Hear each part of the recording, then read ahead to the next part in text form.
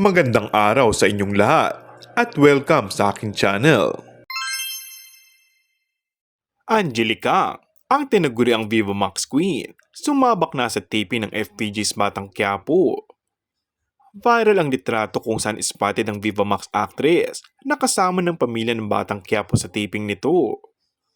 Makikita rin sa mga litrato na kausap nito ang lolo ni Tanggol, kaya naman malaki ang magiging papel nito sa buhay ni Coco Martin sa nasabing serye.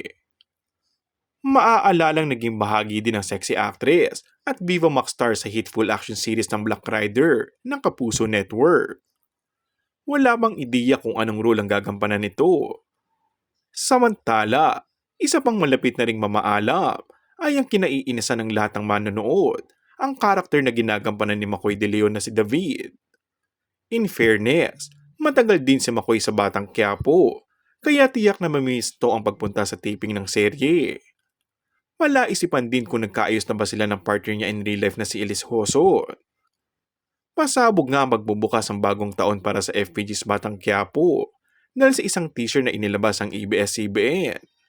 Nagbabadyang makapigil hingang sagupaan sa mga susunod na episode na tampok ang mga engkwentro ni Tanggol.